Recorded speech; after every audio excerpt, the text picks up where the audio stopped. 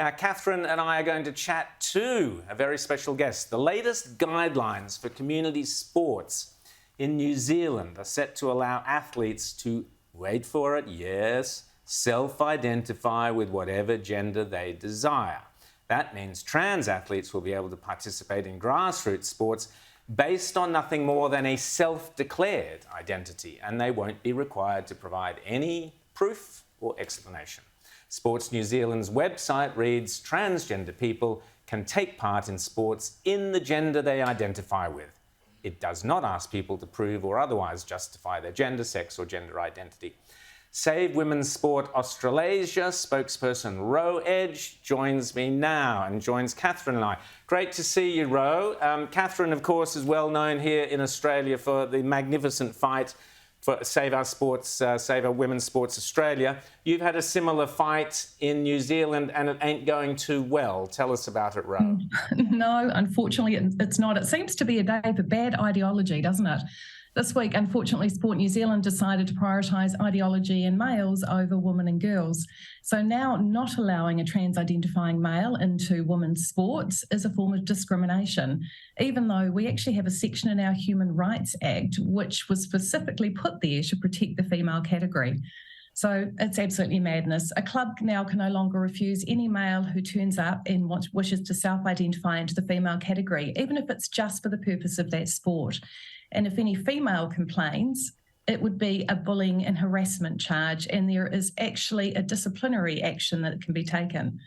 So, yes, we have well and truly fallen down the hole. Catherine? Oh, Ro, I mean, this is worse than we ever imagined. And my question to you would be, what happens to any of these sporting groups if they decide to just not follow these rules? Because they are guidelines, they're not the law. So what would happen to these groups with their funding if they decided not to follow them? Well, that's something we need to find out, because in the third round of consultation where we forced Sport New Zealand to open it up to our national sporting bodies, we actually specifically put this question to them, whether they would use funding levers to coerce sports into having to adopt them. And they didn't. They tried not to answer the question for quite some time, and then finally they stated that, well, actually they're not interested in funding sports who don't incorporate, the policies they have.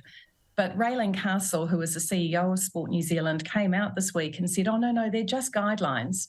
So that's something that we really, really need to push with the media. What's been really interesting this week is that we thought the draft was bad, but the finalised version is just appalling. And it's been appalling enough that it's actually triggered some of our media over here. It's the first time where I've actually had calls from them saying, can we have an interview? And off the record chats saying they can't believe how bad this is. So, it's still a battle, but... Well, Ro, I've watched, and many Australians have watched, Catherine, who was right at the front of this fight in Australia from the beginning.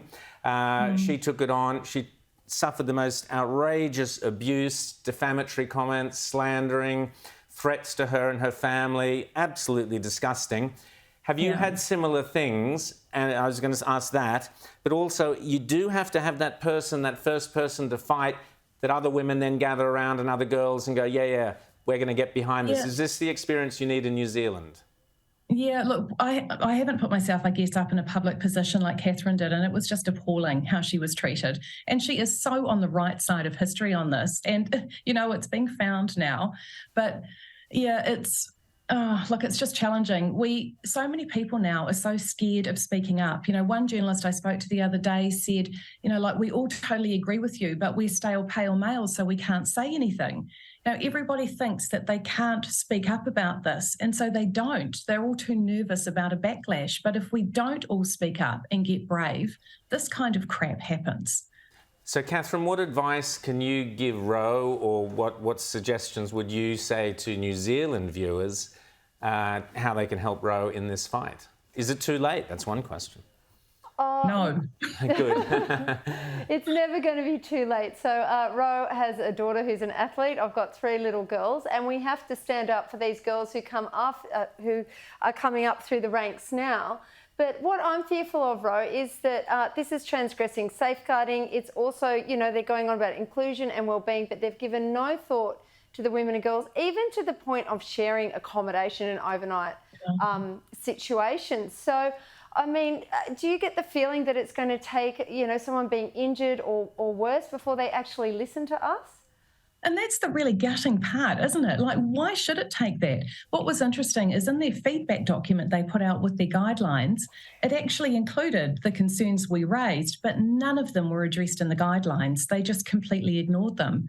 So, unfortunately, Catherine, I think it is going to take women and girls actually getting injured and, like withdrawing from participating in the sport for things to change. But it's just such a shame that we have to go through this for that, for that to happen. It's costing women and girls opportunities.